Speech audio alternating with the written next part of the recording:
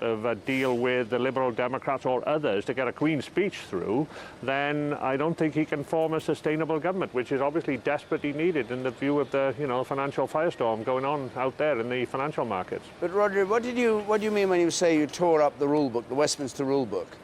Were you prepared to make a whole raft of changes that had never occurred to you when you were fighting the election?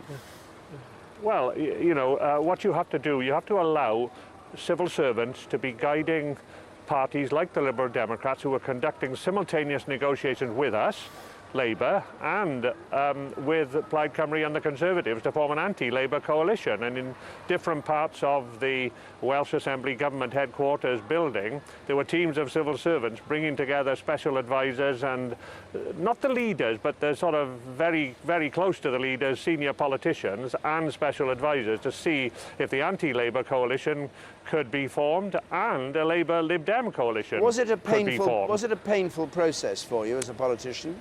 Did you have to eat a lot of humble pie? Yes. Well, I mean, it took us 2 months and I finished up having a heart attack. But I mean, apart from that, it was very stressful, clearly. But we got there in the end. And we had time to be patient because we did not, nor was there a raging financial firestorm out in the international financial markets. But Nick Clegg is the critical person here, and Vince Cable maybe, because if David Cameron cannot form a sustainable government, it's no use him saying, I can form a majority government, I will dare the other parties to vote down the Queen's speech, and I'll call an election because I've got the money to fight the second election, and we know Labour and the Liberal Democrats can't. That's no good, because the Queen wouldn't then grant him a dissolution if the Queen's speech is voted down. He's got Roger Morgan, thank you. Clegg. Thank you very much indeed. Thanks for coming and talking to us and giving us those insights. And now it's time for the news, and we join Sian Williams. Thank you very much, David. Yes, let's bring you an update with the time at 1 o'clock. Good afternoon. For the first time in 36 years, Britain has a hung parliament, and the question this lunchtime is the next government. The Conservatives have the largest number of seats, but not enough for a clear majority.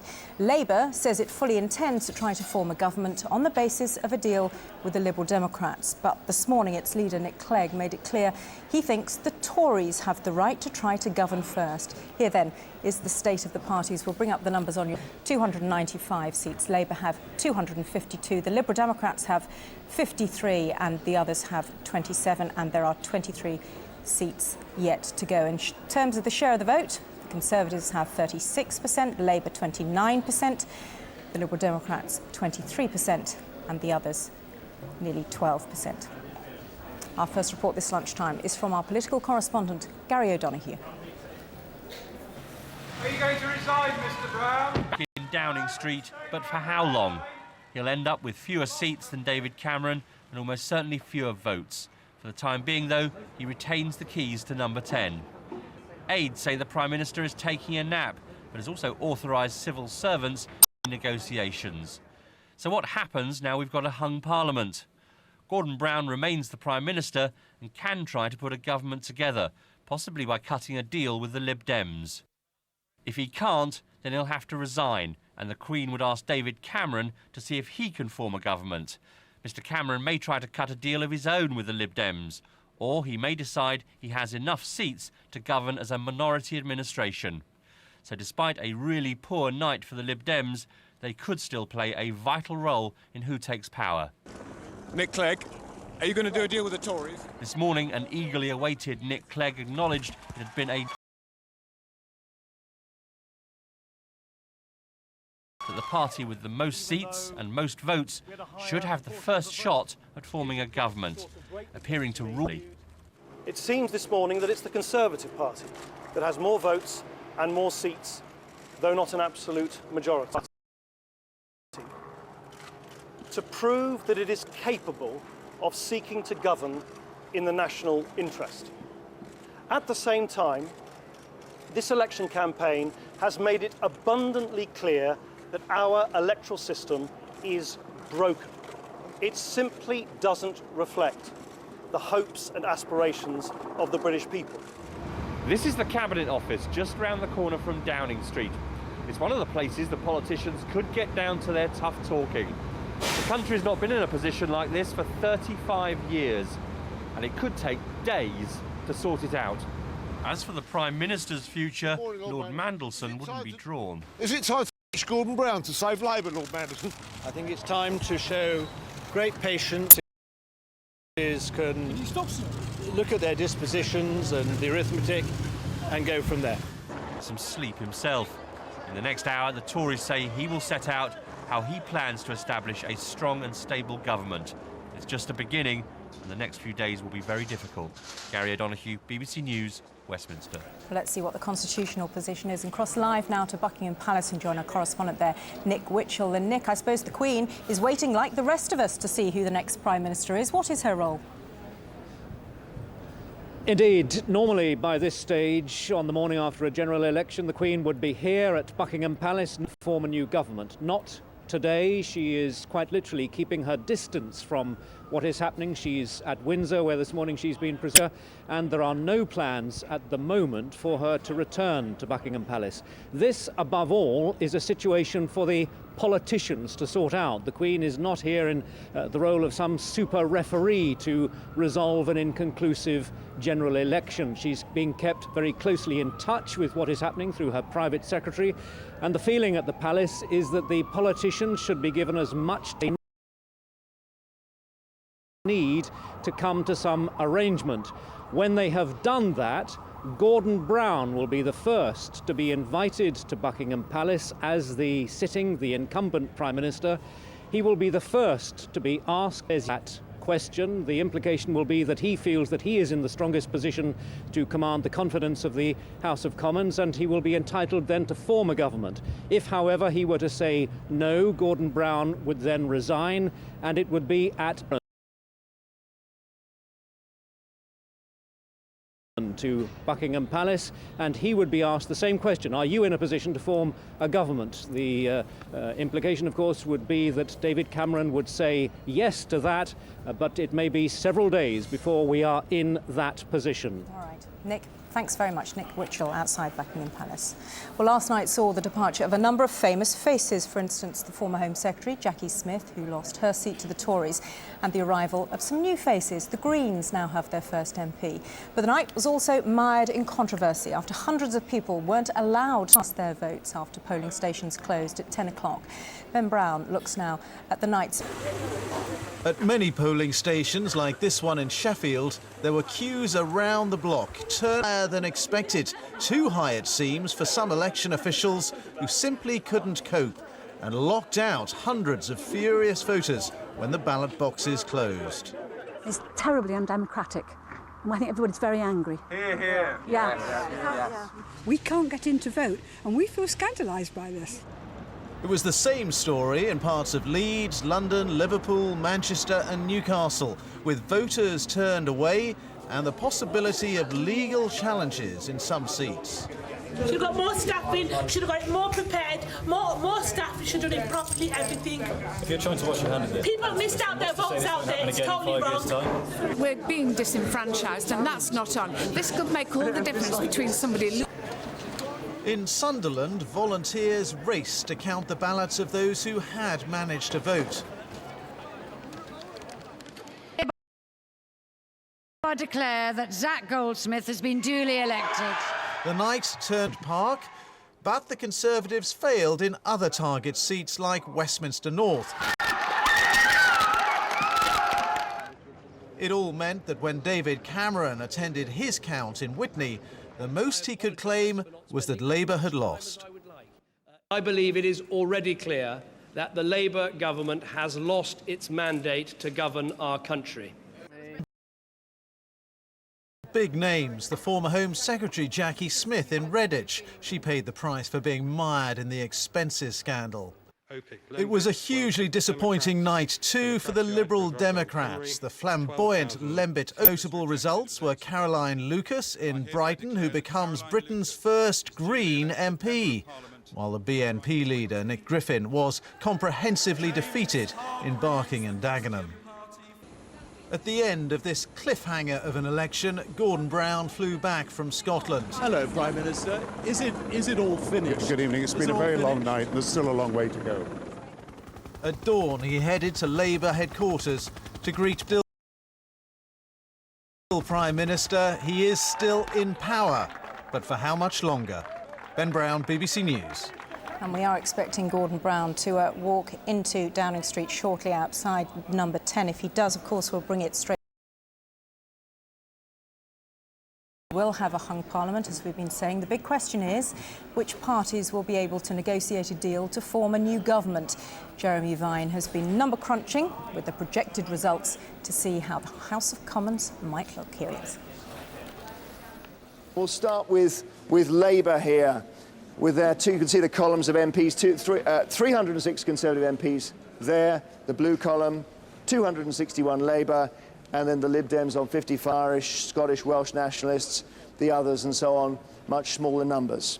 So let's look first at this Labour column and just ask what happens if other parties support them. Let's take, for a start, the SDLP in Northern Ireland, who take the Labour whip, so we can put them happily in the Labour column, surely. 264 they're on now. You see the party join them at the bottom of the column. 264. Nowhere near the 326 they need for an overall majority. So you start looking around and you think, it's got to be, hasn't it, the Liberal Democrats. And notwithstanding what we've heard from Nick Clegg, let's just put the Liberal Democrats in the Labour column to make this point, that once that happens, they're on 319. 319, so they're still not on 326, even with the Liberal Democrats and the SDLP. And at that point, what do they need? Well, maybe they could say to themselves, Sinn Féin, the 4 Sinn Féin MPs don't tend to turn up at Westminster. They could do it with just a few, maybe a couple less than 326. Maybe they could bring in, this is a bit fantastical, bring in the Scottish nationalists as well. 6 of their MPs, 325. They've just about done it, but that looks like a pretty rocky coalition, not least because Nick Clegg has made it clear that his first thoughts, let's put them all back to where they were, and let's have a look at the Conservatives now. What can they do with this 306? They're not that far short, are they? They're over 300. They just need 20. They might start with the Democratic Unionists in Northern Ireland.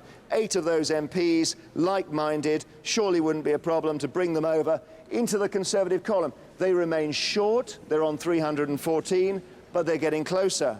If they look across the other MPs here, the smaller groups of MPs, their eyes might alight on the others. Would that work? Well, one of them is an Alliance MP who took Peter Robinson's seat in Northern Ireland. She would be unlikely to join the Conservatives, more likely to join Labour. The second one, Sylvia Herman, now sitting as an independent. You can go to the others here. Have to instead look again to the Liberal Democrats. It keeps coming back to the Liberal Democrats. The extraordinary paradox of this situation is that Nick Clegg has been pushed back in this election to 55 seats, but has ended up with more power. So once again, let's move the...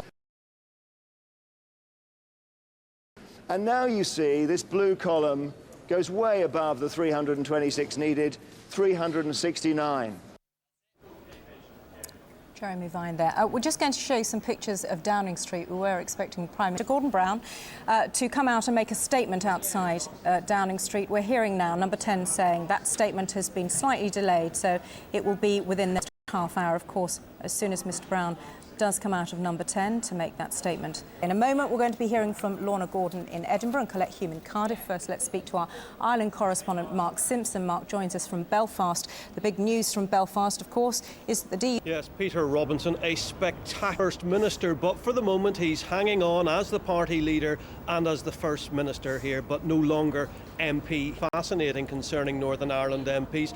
And the focus is on Peter Robinson's party. He didn't get elected, but 8 of his colleagues did. Speaking to the Democratic Unionists this morning, they say they're open to offers from either the Tories or Labour. All right, let's go to Edinburgh now and join our correspondent there, Lorna Gordon. And what's the SNP saying about a possible deal, Lorna?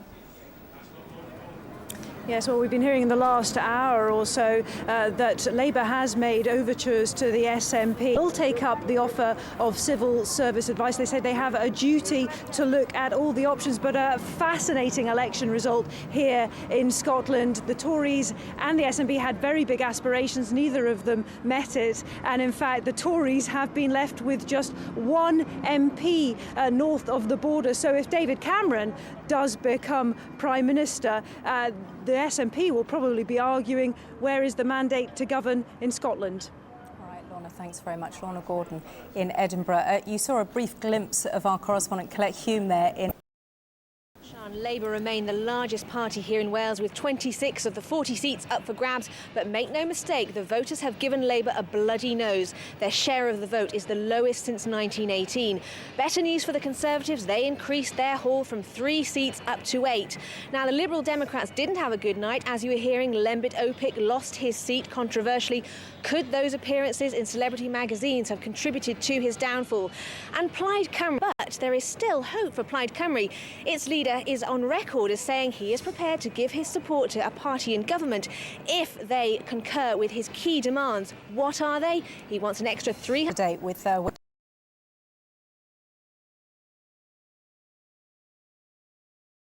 253 and the Liberal Democrats have 53. We were expecting a statement from the Prime Minister, Gordon Brown. Let's talk to our political editor, Nick Robinson, who's in Downing Street now. Nick. We're expecting the Prime Minister in the next few moments. I think this will be an update designed to get his version of events out before David Cameron does at 2:30. I've been talking to people close to Gordon Brown. On the one hand, they say he understands his responsibility not to give up the fight when it is still possible that a Labour arrangement with the Liberal Democrats could produce a government. But I'm also being told by some of those close to him, he strikes me as Gordon Brown and his friends preparing the way for him to show the willingness to stand aside, to resign as Labour leader and Prime Minister, to allow someone else to form a coalition. Now, it may not happen for some time, but that is clearly what is being discussed inside Downing Street now as they try and work out what deal, if any, could Labour make with the Liberal Democrats in order to... Well, Nick, the Conservatives will be saying, hang on, we've got 32% of the share of the vote, we've got more seats than Labour, why can't we have the mandate to govern? They said what David Cameron will argue when he makes his statement at 2:30, insisting that Labour have lost, that he has won by any normal judge of the matter, and calling on all parties, including the Liberal Democrats, to help him govern in the national interest. It's pretty clear that David Cameron will not want a coalition, and even if he did want one, he wouldn't get agreement from his own party and party members. It's pretty clear he doesn't want electoral reform and wouldn't get agreement on that. So in a sense, what he has to do is adopt the mantle of Prime Minister, start to act as if he's the Prime Minister and defy the Liberal Democrats to bring him down and take the consequences in terms of attitudes in the market,